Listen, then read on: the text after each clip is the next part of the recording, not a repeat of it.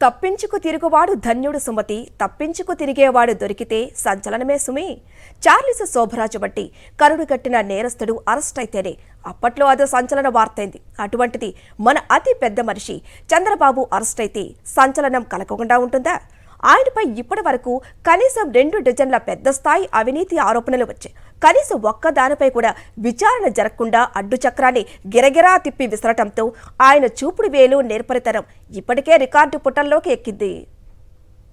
చంద్రబాబును సెంట్రల్ జైలుకు పంపించిన అభియోగాలు ఇప్పుడు న్యాయస్థానాల పరిశీలనలో ఉన్నాయి కనుక వాటి మీద చర్చను పక్కకి పెడితే ఆయన అరెస్ట్ మాత్రం పెద్ద వార్తే అయింది. పెద్ద వార్తల చుట్టూ అనేక పిల్ల వార్తలు, పిట్టకథలు, వ్యాఖ్యానాలు చేరిపోవటం సహజం. అలా చేరిపోయిన వాటిలో పొరుగు రాష్ట్రమైన తెలంగాణలోని 2 నాయకుల రాజకీయ వ్యాఖ్యానాలు మరో చర్చకు దారితీశాయి. ఐటీ ఉద్యోగుల పేరుతో చంద్రబాబు అరెస్టుకు నిరసనగా టీడీపీ వారు 2-3 ఊరేగింపులు చేశారు. దీనిపై కేటీఆర్ అభ్యంతరం చెబుతూ పక్క రాష్ట్ర రాజకీయ అంశంపై ఎక్కడెందుకు నిరసనలు, ఐటీ కారిడార్లో శాంతి భద్రతల సమస్య సృష్టించడం ఎందుకని ప్రశ్నించారు. వెంటనే పీసీసీ అధ్యక్షుడు రేవంత్ రెడ్డి దానిపై స్పందించేశారు. చంద్రబాబు జాతీయ నాయకుడని, ఆయన కోసం ఎక్కడైనా ఆందోళన చేయవచ్చని చెబుతూనే బీఆర్ఎస్కు ఆంధ్ర వాళ్ళ ఓట్లు కావాలి కానీ వాళ్ళ సమస్యలు అక్కర్లేదా అని వ్యాఖ్యానించారు. ఈ చర్చలో అంతర్లీనంగా 2 అంశాలు ఇమిడి ఉన్నాయి.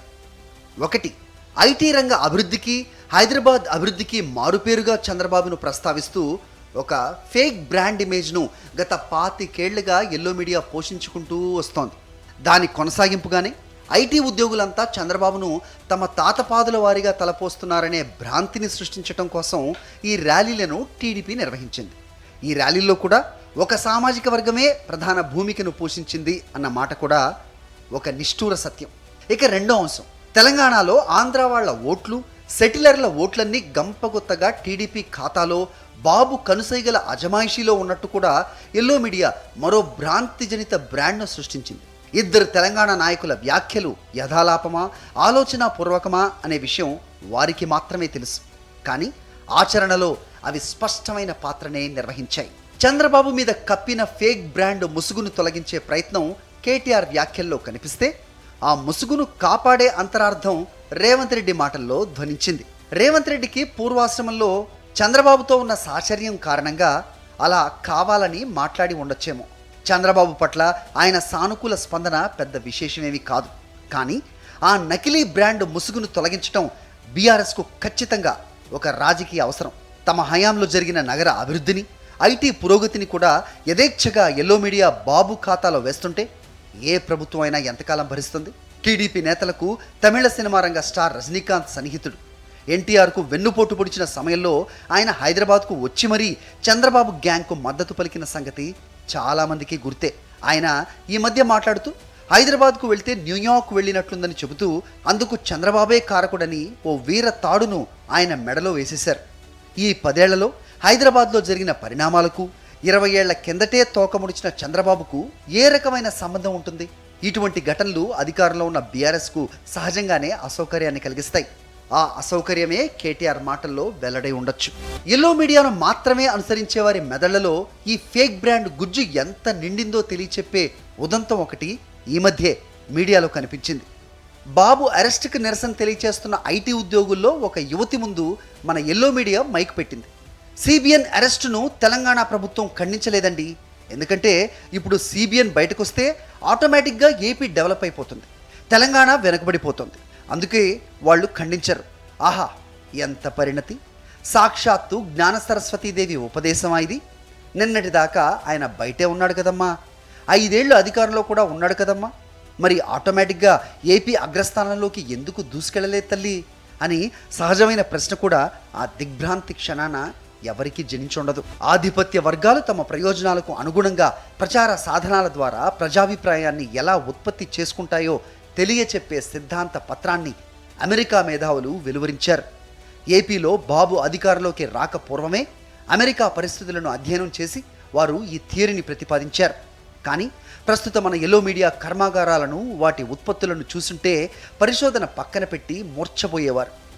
ఈ కర్మాగారాల్లో తయారైన అతి ముఖ్యమైన ఉత్పత్తి బ్రాండ్ బాబు. ఐటీకి ఆద్యుడిగా, అభివృద్ధికి రోల్ మోడల్గా, హైదరాబాద్ నిర్మాతగా ఈ బ్రాండ్ బాబును ప్రచారంలో పెట్టారు. ఇప్పుడు ఈ బ్రాండ్ బాబు ఇమేజీపై పోస్ట్మార్టం జరిగి తీరాలి. వర్తమాన చరిత్రకు జరుగుతున్న వక్రీకరణను సరిచేయవలసిన బాధ్యత కూడా వర్తమాన సమాజానిదే. హైదరాబాద్లోనే కాదు, మొత్తం దేశంలో కూడా ఐటీ అభివృద్ధికి సంబంధించి ఏ ఒక్కరికో క్రెడిట్ ఇవ్వాల్సి వస్తే అది మన తెలుగు జాతి కీర్తి కిరీటం పివి నరసింహారావుకే దక్కాలి. ఆయన ప్రధానిగా బాధ్యతలు తీసుకున్న వెంటనే software technology parks of India పేరుతో 5-6 నగరాల్లో ఐటీ కేంద్రాలను ఏర్పాటు చేశారు. వాటిలో హైదరాబాద్ మొదటిది. చంద్రబాబు నిర్మించినట్టుగా మనం చదువుకుంటున్న హైటెక్ సిటీ లేదా సైబర్ టవర్స్కు 1993లోనే అప్పటి ముఖ్యమంత్రి నేదురుమల్లి జనార్దన రెడ్డి శంకుస్థాపన చేశారు. దేశంలోనే పెద్దవైన 5 ఐటీ కంపెనీల్లో ఒకటైన సత్యం కంప్యూటర్స్ 1987లోనే ఏర్పాటైంది. 1995లో జరిగిన వెన్నుపోటు పట్టాభిషేకం నాటికి సాఫ్ట్వేర్ ఎగుమతుల్లో హైదరాబాద్ది 3వ స్థానం. 2004లో చంద్రబాబు గద్దె దిగే నాటికి 4వ స్థానం. ఆ తర్వాత వైఎస్ఆర్ ముఖ్యమంత్రిగా ఉన్న 5 ఏళ్ల కాలంలో మళ్లీ 3వ స్థానానికి ఎగబాకింది. ఐటీ ఎగుమతుల్లో ఇప్పుడు హైదరాబాద్ది దేశంలో 2వ స్థానం.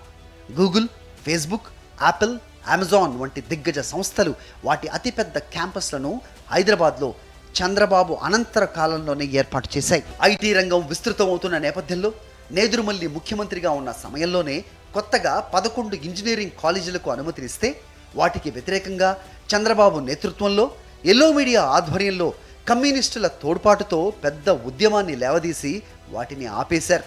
చంద్రబాబు గద్దెనెక్కగానే ఏకంగా 30 కాలేజీలను ప్రారంభించారు. ఎవ్వరూ కిమ్మనలేదు. ఆ 11 ఎవరికి చెందినవి, ఈ 30 ఎవరివి అనేది ఒక ప్రత్యేక రాజకీయ సామాజిక అధ్యయనాంశం. ఇప్పుడు అప్రస్తుతం.